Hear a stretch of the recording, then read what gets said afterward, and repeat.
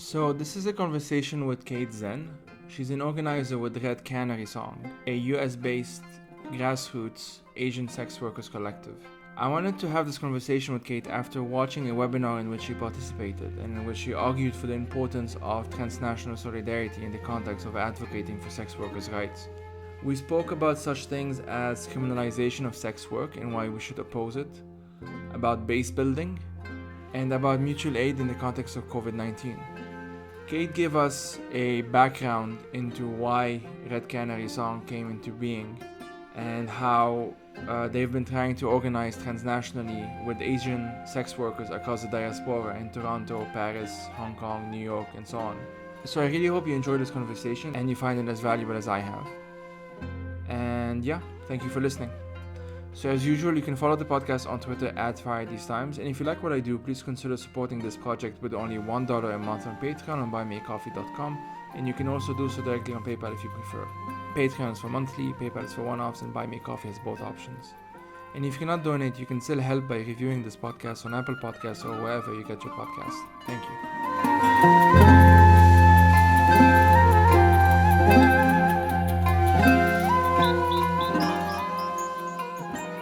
My name is Kate Zen, and I am a co-founder of Red Canary Song, which is a collective of sex workers, Asian sex workers, based in Flushing, Queens, New York.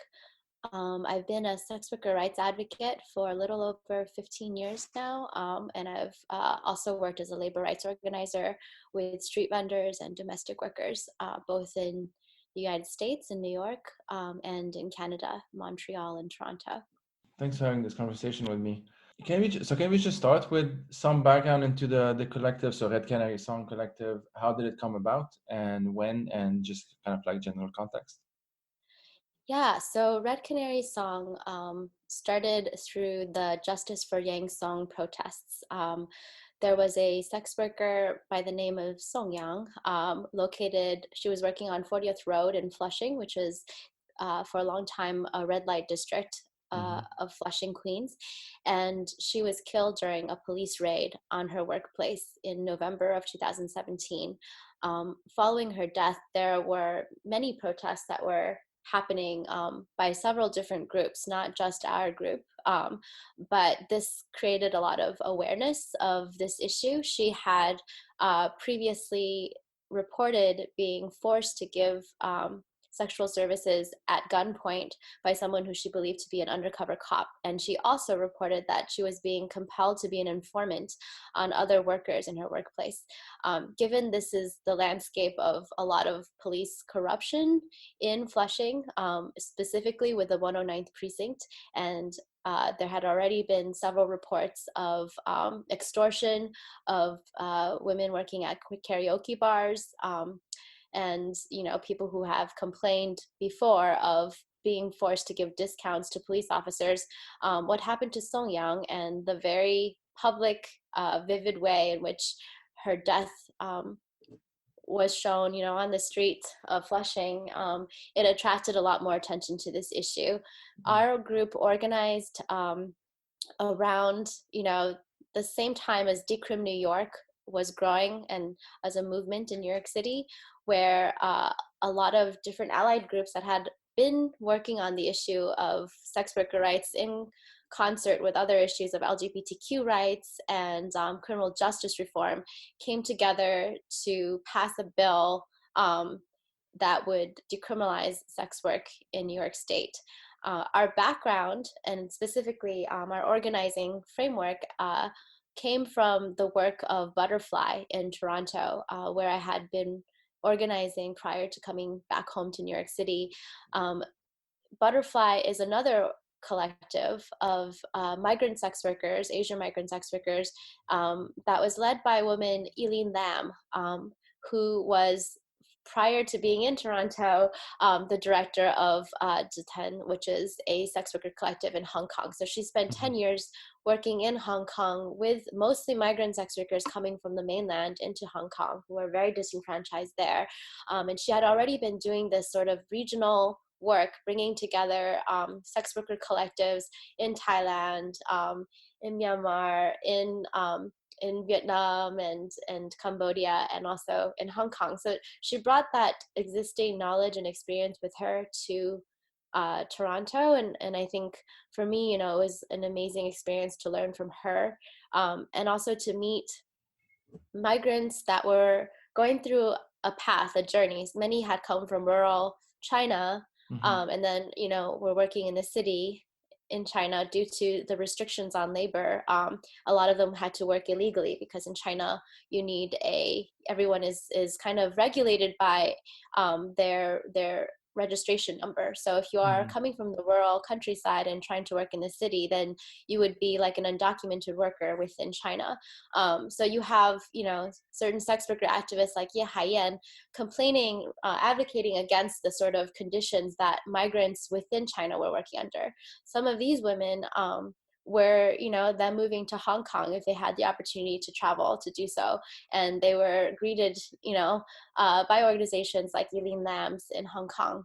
And then you see, some women in Toronto. Eileen started her organization because she met some of the same members that she had known in Hong Kong in Toronto, and they started collectivizing there. And some of these women have, actually traveled through Flushing, New York. And so you have this migratory pattern where people who have been deeply disenfranchised, throughout the last, few decades of China's development, that has been helpful for some, but also very, very unequal and oppressing for others. You have these people running for opportunity in other places, and due to their status, finding a lot of mistreatment by society, by governments, faced with like police brutality, faced with a lot of economic and political injustice. And so the creation of Red Canary in Flushing was our effort to try to be one more stop along the way, one more part of this bigger puzzle of disenfranchised women migrating and seeking opportunity in other places. And so we very much tried to create our organization under this similar model that Butterfly has built in Toronto. So I want us to get a bit into the importance of representation, because on the website, one of the slogans is like nothing about us without us. But before doing that, would you mind just giving some background into like your own, again, like with as much details as you can, obviously, or you want. You mentioned that you started in Toronto, or was it in Hong Kong first? Yeah, so I am a former sex worker myself, but for much of my, I guess, early years in my 20s, I kept that very quiet and was an activist engaged in other labor movements. So my mother, when I was a child, my mother was a garment worker, and I got to witness some of the early like protests in like the early 2000s, late 90s that were within Chinatown. And with the organizations that tried to collect wages for folks. My mom also, after the garment factory was actually closed down, and she was owed back wages after it closed down, she started working other places and as a domestic worker and other places where she could get some income. And so I also saw sort of the aftermath of failed labor struggles, or labor struggles that never got to, and what happens to some of the workers that are impacted by that. And I saw, some of the first organizing I did was with domestic worker rights organizations as a young adult. And I think all of this hits very close to home. And I always wanted to really focus more on the full lives of migrant women, of migrants, rather than necessarily pigeonholing people to a particular profession, especially because for many migrants, all of these jobs are temporary, and people have other aspirations beyond the work that they're doing to survive at the moment. And I think that's very important to think about, especially when it comes to sex work, because sex work is such a stigmatizing profession that people end up being stuck with that label, even if it's just for a brief time in their lives. And so for many migrants in sex work, this is something they do not want to create a permanent identity around. This is something that for a lot of people is a passing point, that is not something they even want to think back on once they've left the industry. And yet, as a result of that, there's a lack of, advocacy. There's a lack of, it makes it very hard to do collectivization or organizing because people don't want to have an association with the industry, and they want to be able to make money in order to get somewhere else. So in terms of my personal organizing, I actually thought early on in my early 20s, I worked as an organizer for the street vendor project in New York City, and I thought about some of the commonalities between street vendors and sex workers. Many street vendors were also experiencing a lot of police harassment and brutality. When I was there, we were working around the case of Chinese art vendors in Times Square who had these tables where they were painting pictures of people's like names or drawing people's names on on grains of rice. And we saw that there was over targeting and over ticketing of certain Asian street vendors. And we saw that the police were pretty much picking on these vendors because the vendors didn't speak English well, would just pay the tickets and would just deal with it time and time again. Meanwhile, there were American vets that were also vending on the same street and doing the same work. And they were men, and they were, they fought back. And as a result, they were not ticketed nearly as much by police. And so what you see is, when work is in this sort of region of a gray zone where it's kind of semi-criminalized, there's not enough licenses, there's not street vendors in New York City most of them do not have the license to vend because those licenses were capped in the 70s. So most people either have to buy a license off the gray market at many, many times the actual price, or they just simply face the risk of arrest every single day in their work. And police then get to pick and choose who do they want to pick on, because they are in that moment, because of criminalization, they are the judge and the jury, and they are the entire criminal justice system in one person. And as a result, you have very clear racial discrimination. Police have their own quotas that they need to meet. They get compensated extra for their overtime and being able to make more of these arrests. And so they pick on the people who are most vulnerable. And, you see in the case of both street vendors and migrant sex workers that people who are women, who have language barriers, who are easily intimidated, get picked on over and over again, sometimes, often by the same cops because they know that they can get those people. And you hear these stories over and over again in Flushing where sex workers say that, they're being harassed by the same cop over and over again. And, there's even really terrible stories about cops who realize that after a while they can get their way with these women and they can make bargains, like I won't arrest you this time if you do this thing, or and this is all too common, right? Not just in Flushing, but we hear about this everywhere across the country, in Canada, and other places around the world. Because of criminalization, women who are working in the sex industry become then at the hands of police officers who can do what they like. And so I think, within the US context, this is particularly disturbing because the US, a lot of the narrative in the United States when it comes to sex work is actually one of human trafficking. Yeah. And the American public claim to have this deep care for women who they believe are forced to do this work against their will, or they see the public narrative right now is one of protecting victims, and yet criminalization is what is putting people at the hands of not only people who may be trying to take their labor and take a portion of it for themselves, or people who, because of the lack of, police protection or the fear of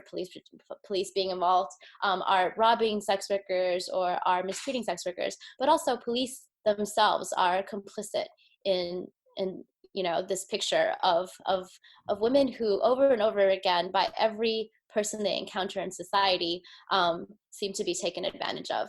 And so the biggest hypocrisy is, these anti-trafficking organizations that are not trying to decriminalize sex work, but are rather contributing to, the criminalization of it, while being basically profiting from the nonprofit work that they're doing. You have really well-paid people within these organizations that are spreading often very racist ideas about what trafficking looks like, who to target, and they are working hand in hand with police to increase the amount of targeting and police violence against Asian communities, against Asian sex workers, or other, Black and brown sex workers, with their propaganda that almost always portrays Asian workers, and instead of helping these workers, what you have is increased deportations, is Mm-hmm. increased criminalization, is actually putting people, in danger, and sometimes even losing their lives.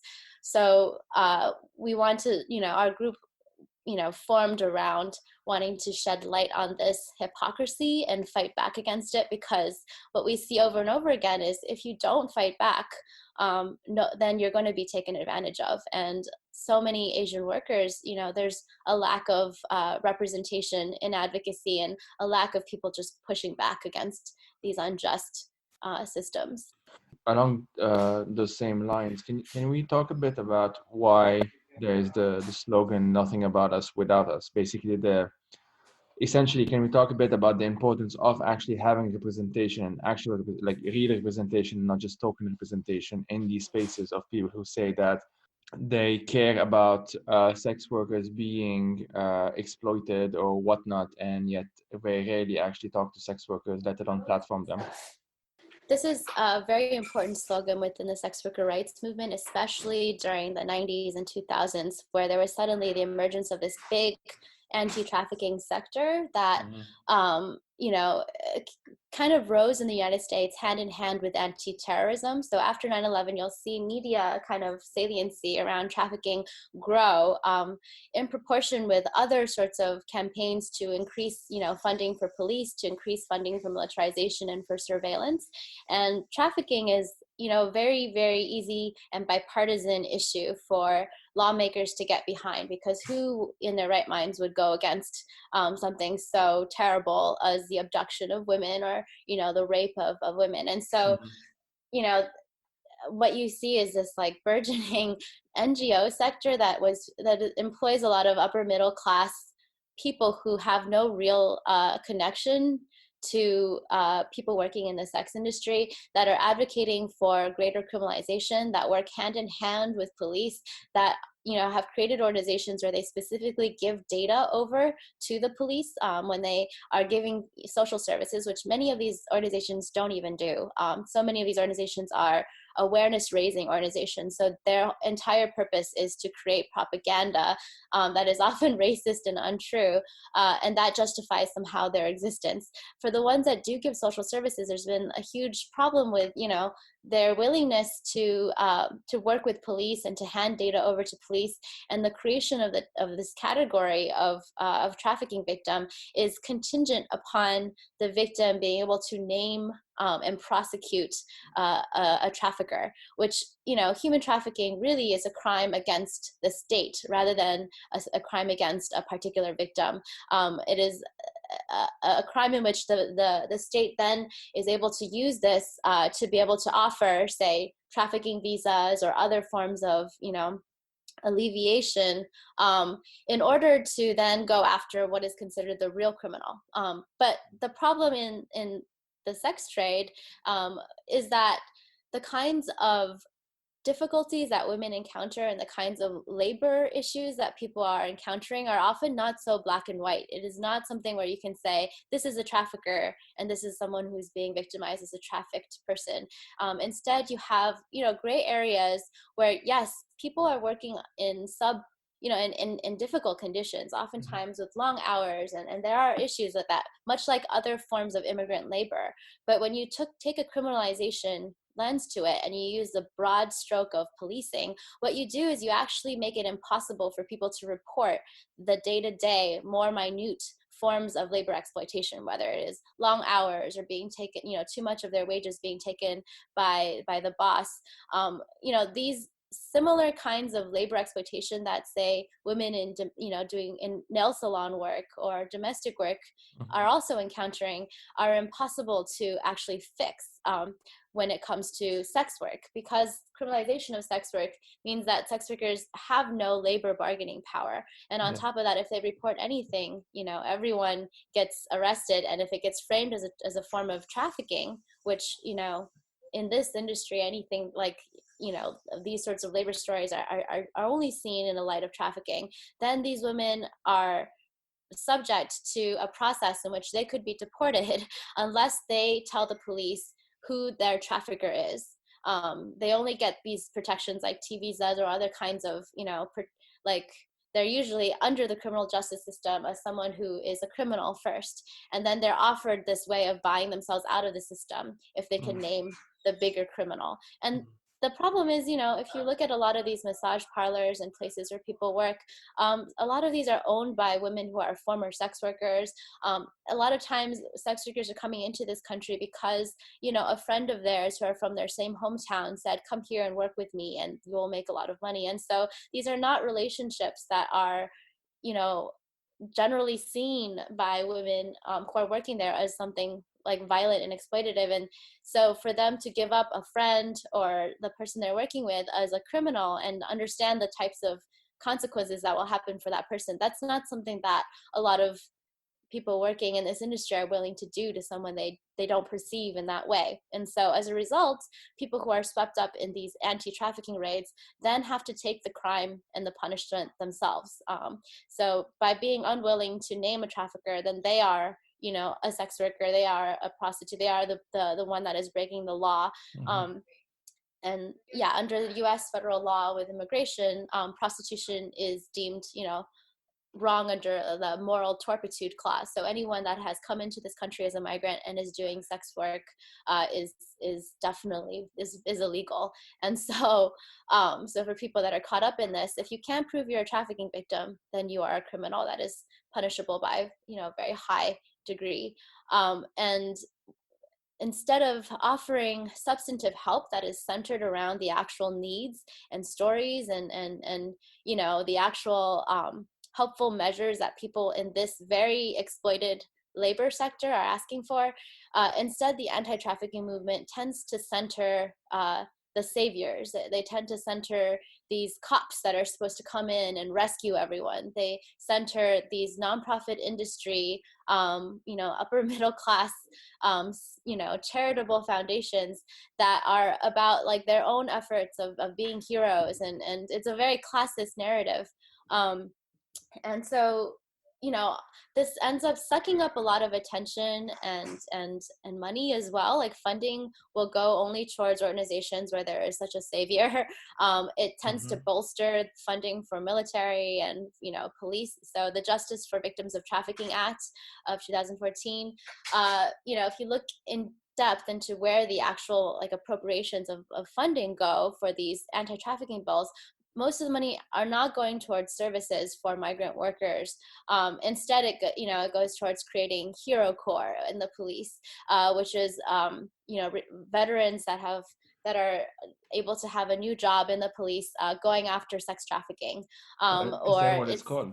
It's called the Hero Corps. Yeah, it's I didn't and know it's this. written into the it's written into the JVTA, the Justice for Victims of Trafficking Act. Okay. On top of that, you have, the creation of a cyber crimes unit under ICE, under immigration, and the allowance for wiretapping, all in the name of trying to prevent trafficking. But really, it's about surveillance of immigrants. It's about, giving more money to law enforcement in a way that quickly gets very, very quickly goes through the lawmaking process, because no lawmaker wants to have on their record that they voted against a trafficking bill. So, the people who have the most to lose in all of this inevitably are like migrant sex workers, are sex workers who have no voice, who instead are taken advantage of on all sides, including by these nonprofits that claim to speak for them. And so this this sort of mantra of, of nothing about us without us, comes out of sex workers not only organizing here but around the world. There is increasingly like more and more communication between sex worker organizations in Asia, in Africa, Latin America, North America. And so groups like NSWP, the Global Network of Sex Work Projects, try to coordinate communication and try to do research on like what policies work under different types of regimes. And everywhere people are saying nothing about us without us, because the kinds of policies that are made, without sex workers involved at the table, are almost always incredibly harmful to sex workers. I'm also guessing that this would include the well, so-called feminists who oppose sex work by actually, if not like if not openly supporting criminalization, but at least being very silent about it. And so the reason why I'm saying this is because while preparing for this episode, I was talking to a number of friends of mine, all fairly well seasoned activists, I think, and feminist activists in most of them in the context of Lebanon, a couple of them in the context of Egypt. And I asked them, like, what would you want to know from basically from this episode, like from me asking you? And they said, like, how do we decouple the misconceptions from people who, putting aside those who are ill-meaning, let's put them aside for a sec, those who might be well-meaning, but who don't actually understand that going through the criminalization route is actually doing much, much more harm than good. Basically, how do you actually tackle this? I struggle to even call it a misconception, because I mean, I guess it is a misconception, but it has such severe consequences. Mm-hmm. Yeah, I think, for the people that are increasingly, I think the anti-trafficking movement is becoming aware of this issue. Mm-hmm. Like in the United States, in the last like 20 years, the anti-trafficking movement was composed of a strange alliance between like the fundamental religious right and feminist groups and like very pro-military, pro-police groups coming together in this very weird way to sort of, highlight the issues that they see are happening in the sex industry. Increasingly, that attention is given not only to the sex industry now, but to forced labor in general, which is, I think, where the attention should go.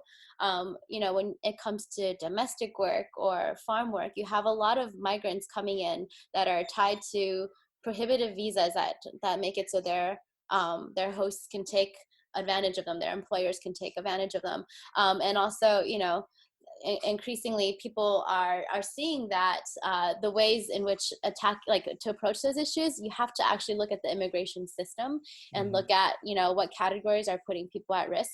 You can't tackle something like sex trafficking without also looking at the immigration system, and if you only focus on like the bad guys or like criminal justice, you're missing the real picture here of why people are at risk and why people are vulnerable. So work that anti-trafficking activists are doing in looking at immigration law and looking at labor rights for all workers, including workers that do not have status. What are the mechanisms in place to regulate and to inspect and to make sure that these workplaces are free from oppression, from harm? I think those are the same kinds of measures that need to be extended to the sex industry. If you look at domestic work or farm work, you would never suggest that to stop the forced labor of domestic workers, you need to arrest, go into everybody's homes and and arrest anyone that might potentially be at risk, and including people who are working of their own volition. In order to stop the exploitation of farm workers, you wouldn't say prohibit the sale of all produce, because produce might be done by people who are forced to work in terrible conditions, right? So, but for the sex industry, for some reason, the conclusion is, in order to get rid of situations where there's forced labor, you have to raid all the workplaces of sex workers. You have to criminalize the sale of any type of sexual exchange, even when that is something that is like a bread and butter for people to survive. And so those kinds of measures are just the logic that is enforced on the sex industry is so different, and it makes no sense from the way that you would tackle the same problems for immigrant workers in other industries. And so I think the more that activists who care about this issue are looking at the different systemic ways in which immigrant workers are made vulnerable, and what realistic systems can be put in place to protect those workers, and then extending that to sex workers, I think that is, but the best way to actually work on this issue. If you were talking about just your own experience in New York and Toronto and Hong Kong, if I would just ask you, like, how can base building through this labor rights framework, so to emphasize the work component, the labor component, sorry, let me simplify it. I'm sorry, maybe I'm just complicated for no reason. How would you explain base building, basically, for those who don't really know how it works? Okay, so base building is a process. The word comes out of like Saul Alinsky tenant organizing in Chicago, and is part of this a model of building political power with people power, rather than centered around politicians, or centered around resources, money, the nonprofit industrial complex. The idea around base building is that all power should be centered on the experiences of people, and the more that you get people together little by little through this methodology of knocking on doors, having these one-on-one conversations, making the ask of asking people to join in a meeting, building a sense of camaraderie through those meetings that are social in nature, but also then help people to see their life circumstances in a politicized way, and see their daily experiences of oppression as part of a bigger system. Then taking that analysis and a few people within these meetings that stay on and decide to become members of your organization, to then build and create analysis that is not coming from an academic standpoint, from top to bottom, but rather from a grounded way of people's just daily circumstances and lives and how they experience the world. This is all part of a model of building people power that we refer to when we talk about base building. In terms of looking at sex work from a labor angle, besides, I think, being a sex worker and doing organizing within sex worker circles, how would a labor angle look for people outside of sex work? I think one way of examining this is actually to look at the way that patriarchal marriage has created a division of labor, where women have been forced traditionally to do reproductive labor for free. It is a form of expected forced labor, if you will. Marriage itself, as the marriage contract, is a way of forcing the reproductive labor, the domestic work, the sexual labor of women, and keeping women locked out of the economic system, through prohibition of women owning property, which has been throughout the world, the case throughout most of history. Keeping women from being able to participate in public life has meant that women have no option but to depend on their husbands. And then putting on top of that an ideological way to enforce that type of forced labor, so that it is tied upon women's reputations, so that so that sluthood or any type of sexuality that is not abiding by this heteronormative obedience to the person you are married to, then makes you the worst type of human being, right? You said this word is like animal, like it's subhuman. That is an ideological way of enforcing reproductive labor within a very patriarchal system that gives power to men, in which women's sexuality are actually the ownership, the property right of men, right? And so for sex workers throughout history, for whatever reason, whether it is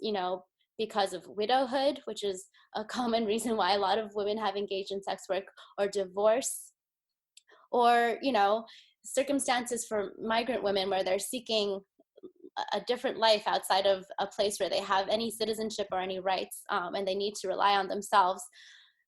This way of rebelling against the property rights established on women's sexuality by men is punished through the criminalization of sex work, and it's punished in a very, very violent way throughout history.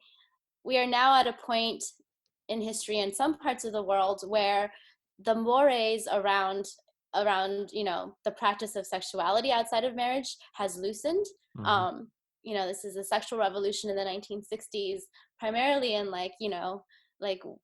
European and North American places, but also increasingly all over the world. Mm-hmm.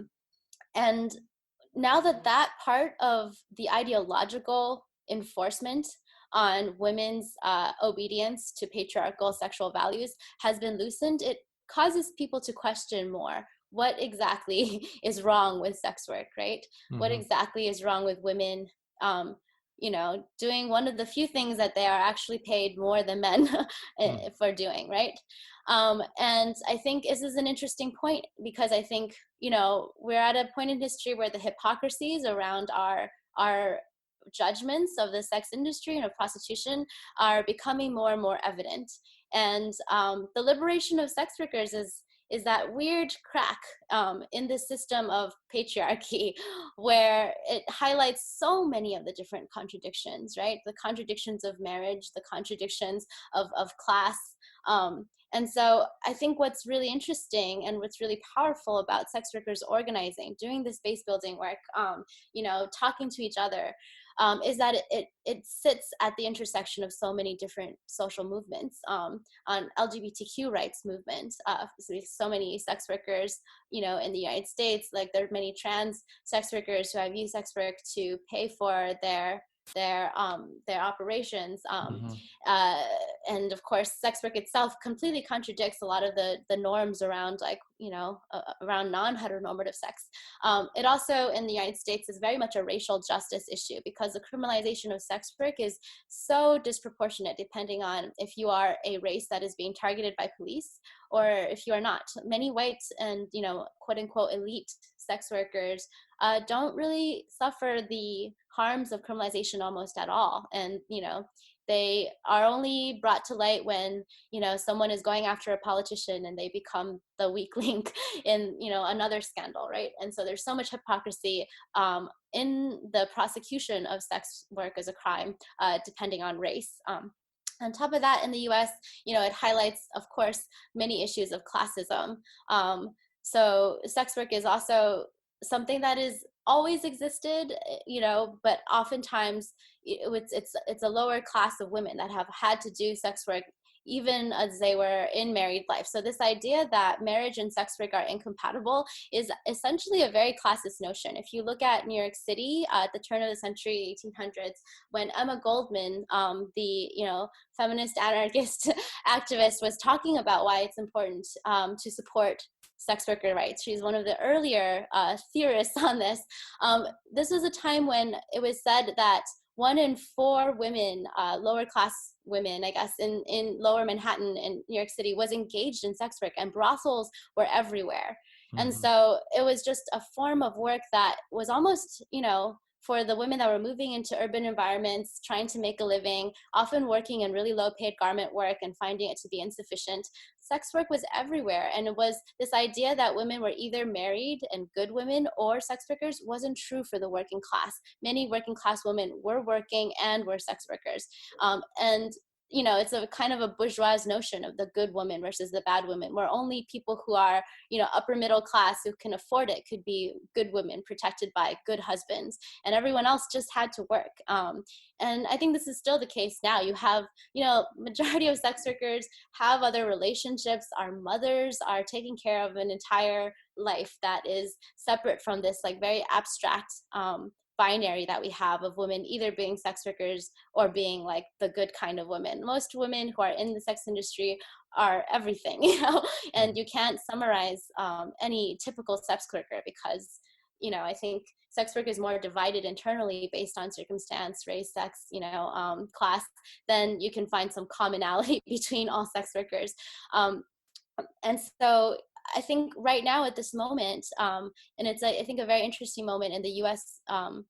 sort of social justice history, in that the last 10 years, you've seen the Occupy movement changing conversations about 1%, 99%, and bringing more class consciousness. You Mm-hmm. have LGBTQ movement and the gay, marriage being approved by the Supreme Court in 2015. And then increasingly after that, after gay marriage got approved, people started questioning even more. Like, the queer rights, queer liberation movement is asking for more than, equality in marriage. They're looking for rights for people who are like trans, who are Mm-hmm. choose to be, outside of the whole system entirely, do not want marriage because marriage itself is oppressive in a lot of ways. And then, this is shifting the conversation and opening up ways for sex worker rights, for the things that people within the sex worker rights movement have been saying for all time, forever, to be given another look, right? And the mainstream media is much more receptive now to sex worker rights because of the attention to the rights of trans people, right? And then on top of that, I think in the US, since the BLM movement in late 2014, 2015 to today, like, people are more aware than ever of racism and criminalization and policing, incarceration. Mm-hmm. And so as a result, turning a gender lens on policing and incarceration, you see that the majority of women that are being charged with crime are being charged with crime within like sex industry. And so right now, I think sex work is at a moment where suddenly it is at the intersection of many social movements that have been active and that are getting attention, and and as a result, like, defending the rights of sex workers also Mm-hmm. means defending all these other social justice movements as well. But it wasn't always this way, and I can definitely remember just being an organizer years ago, where it felt to me like it would be impossible to fight for sex worker rights because it is so far behind in what is considered a priority, what is considered like a fightable cause, Right. that there was no way to bring people to even have this analysis. And I think what's really incredible about like 2020 is that people are ready to really listen to all these different arguments. They care about immigrant rights. They see these sort of ways in which like global inequalities have put people in this non-human status, which is, that is the worker status that people often come into sex work in. When people are undocumented, when people are coming out of incarceration, where they are not given full citizenship, sex work being also seen as a non-human place, a non-human destination, then becomes one of the few places where people can survive, can make a living. And so I think, tackling the issues of sex work and all the injustices that people experience within it requires having that broader analysis of economic injustice, as prescribed by law, immigration law, criminal law, economic injustice and trade law, the ways in which different countries are, and races are treated differently in value, and how that history post-colonialism is brought into sex work. Mm-hmm. I think, you know, as an Asian American like woman who is also involved in other social justice circles that look at imperialism and the impact on countries like Korea and Thailand, where you have prostitution happening alongside American military bases, Yeah. brought in by the police, by the American military.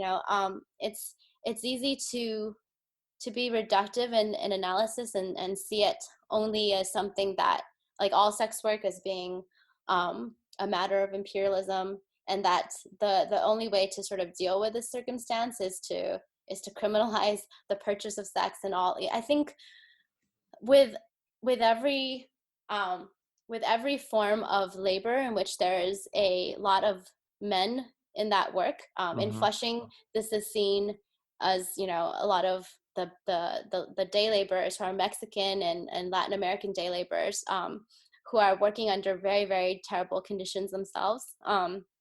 They tend to be the ones who are the customers of sex workers. Same with militarization, wherever men are gathered together in this way, which they're compelled to do a type of work that is often also forced. You have women that are working alongside them as sex workers. In the United States, the history of the railroad workers, the Chinese railroad workers who are imported into this country after the emancipation of slaves in Mm-hmm. 1865, these railroad workers were often bachelors, and they only wanted to make a bit of money and to return home. And alongside Chinese railroad workers was, groups of Chinese sex workers. And, I think it comes down to a bigger question of forced labor, gender and forced labor, physical labor, and the imbalance in power between, European white countries and other countries, where we have to really look at the way that all labor is structured, the way that all exploitation is happening, and how women specifically feel that brunt of it in the sex trades. And you can't have that discussion by summarizing women as an abstraction, right? So a lot of times people who are anti-sex work because they see it as a form of militarization, or they see it as a they often will portray sex workers as a metaphor of the degradation of the country, a metaphor of in Korea it's like it's the foreign invasion and rape of Korea, right? And when you Mm-hmm. say it like that, you end up abstracting the complex lives of many people who are trying to live under a system of neo-colonialism, of people who are surviving, and who are forced by not always the same sort of idea of like physical force, but often it's just the economic violence of imperialism that people are forced to do this under. And to erase that and to not give them a voice because you would prefer to use the metaphor of them instead, I think is a big loss to a much more complex social justice conversation that we could be having. How has Red Canary been dealing with the COVID-19 pandemic? Because obviously due to the nature of the work itself, I would imagine that workers would be fairly vulnerable to what's happening. Yeah, so a lot of workers were deeply impacted by the increase in policing in the months before the lockdown in March. Mm-hmm. There was a very famous case of Robert Kraft, a wealthy like sports team owner Mm-hmm. who last year in February of 2019 was arrested with a scandal in Florida with a Chinese massage parlor. As a result of that, and due to the fact that some of the workers in this Florida massage parlor were originally from Flushing, Queens, there was kind of a nationwide like media attention being given to Flushing and Mm. saying that it is the epicenter of human trafficking. And so that was when you saw like increasing raids. And so as a result of that, in Flushing and also across the country, there was more and more policing of the Asian massage parlor, not other forms of sex work, but particularly this version of it. And in the months before the lockdown actually happened, there had already been many, many months of hyper policing that was happening that was really, really only attuned to Asian sex work in this particular format, in business models that looked like the massage parlor. Mm-hmm. And so that combined with the fact that the Chinatown and Flushing communities felt the stigma of COVID-19 before anyone else. People were already reading the news about, in January about COVID-19 in China, and they were beginning to avoid going to Chinatown. Yeah. Um, Yeah. not going to the restaurants. Like a lot of businesses were failing or beginning to suffer. So the same happened with Chinese massage workers. They were already feeling it months before the actual lockdown. So by the time the lockdown happened, a lot of businesses in Flushing had already either been cleared out by police or ran out of business because it was over, like people weren't going. Mm-hmm. And so at that time, people were like, as soon as the lockdown actually happened, people were incredibly desperate. They had already gone for months without the income that they needed. So Red Canary, like our work during this pandemic has been partnering with groups like, Legal Aid Society. Mm-hmm. They are lawyers that represent sex workers. They referred some of their clients to us, and we had other members refer their friends, so that we can provide groceries and some stipends that we fundraised for. This form of mutual aid, which the term again comes out of like, like anarchist organizing, Mm-hmm. is about how do you provide for each other without the structures of government. And this is necessary for people for whom the government cannot be relied upon, who are criminalized, right? There is Exactly. no other system. Like you can go to the police if you're harmed. So we circulate bad date lists saying this is what happened here, this is what happened here, beware of someone who looks like that, because we already have to, we don't live in a system of police abolition, but we have to function as if the police don't exist, right? Mm. And same with mutual aid. Like sex workers, we're not going to get any funding from the government during COVID-19, and so you have to provide our own.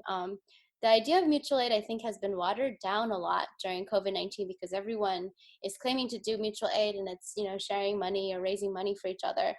There is a political tradition that has more radical implications, which is Mm-hmm. like, how do we help each other separate from the violence of the state, of the colonial state, of the racialized, state, for people that have long been suffering under this governance, who cannot rely on the help of government or police at all.